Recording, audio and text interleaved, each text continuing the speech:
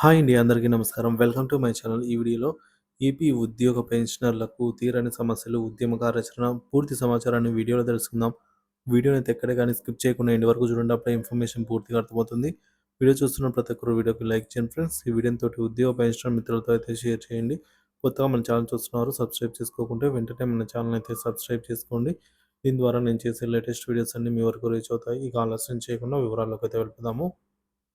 Friends ఇక విషయానికి వచ్చినట్లయితే ప్రభుత్వ ఉద్యోగులకు ఆర్థిక ప్రయోజనాల్లో జాప్యం, సమస్యలు, ప్రభావాలు, పరిష్కార మార్గాలు మొత్తం తెలుసుకుందాము.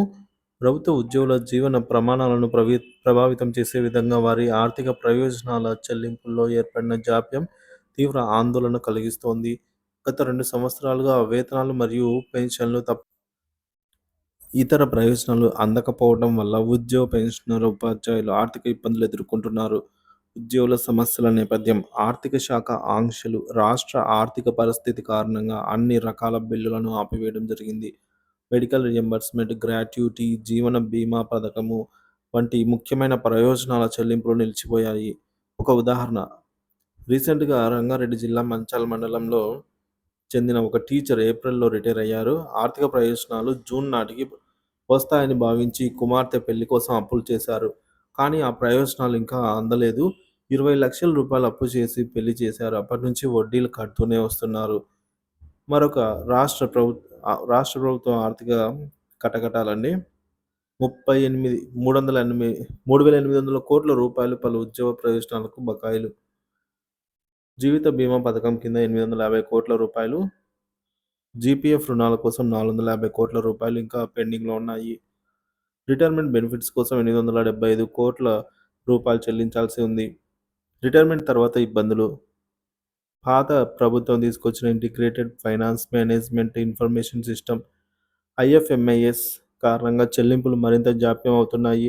రిటైర్ అయ్యే నెలలోనే బెనిఫిట్స్ అందేలాగా ఉండాలి. కానీ ఇప్పుడు ఆ ప్రయోజనాలు కొన్ని సంవత్సరాల పాటు ఆలస్యం అవుతూ వస్తున్నాయి. ఉద్యోగుల ఆందోళనలు.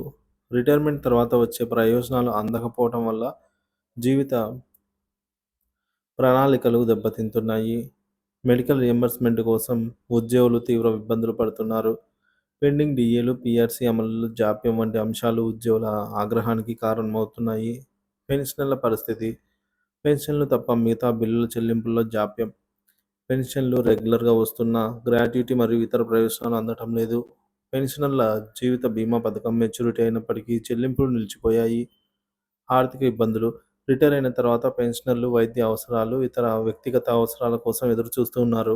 కానీ ఆర్థిక సాయం అందకపోవడం పట్ల వడ్డీ రేటు అప్పులు చేస్తూ కష్టపడుతూ ఉన్నారు. సమస్యలకు పరిష్కార మార్గాలు. తక్షణ చెల్లింపులు. పెండింగ్‌లో ఉన్న బిల్లుల చెల్లింపులకు ప్రాధాన్యత ఇవ్వాలి. ఐఎఫ్ఎంఐఎస్ విధానంలో మెరుగుదలలు చేసుకోవాలి. ప్రణాళికాబద్ధమైన నిధుల విడుదల. జీపీఎఫ్ జీవన బీమా పథకం మరియు ఇతర రుణాలను తక్షణం విడుదల చేయడం ద్వారా ఉద్యోగుల ఆర్థిక పరిస్థితిని మెరుగుపరచాలి. రాష్ట్ర ఆర్థిక నిధుల నిర్వహణ. సంక్షేమ పథకాలు కేటాయించే నిధులతో పాటు ఉద్యోగుల ప్రయోజనాలకు ప్రత్యేక నిధులను కేటాయించాలి. ఉద్యోగ సంఘాలతో చర్చలు. ఉద్యోగ సంఘాలు ప్రభుత్వం ముందు తమ సమస్యలను ఉంచి పరిష్కారం కోసం చర్చలు జరపాలి. పెన్షనర్ల ప్రత్యేక కార్యాచరణ. రిటైర్మెంట్ బెనిఫిట్స్ బకాయిలను తొందరగా చెల్లించేలాగా ప్రత్యేక కార్యాచరణ రూపొందించాలి.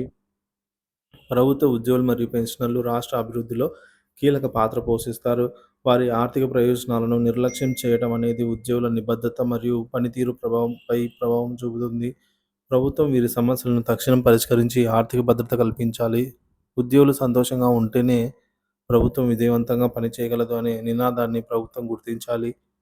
ఇతర రంగాల్లో సక్సెస్ కావాలంటే ఉద్యోగుల సంక్షేమం ప్రధానమైన అంశంగా ఉండాలి.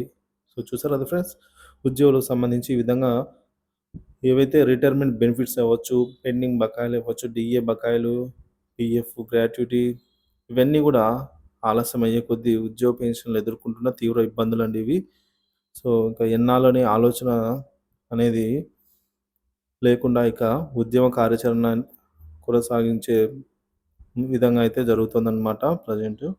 సో ప్రభుత్వం వెంటనే స్పందించి వీటిపై తగు చర్యలు తీసుకోవాల్సిన అవసరం ఎంతైనా ఉంది. దీనిపై మీ అభిప్రాయాన్ని కామెంట్ ద్వారా తెలియజేయండి. Thank you for watching this video.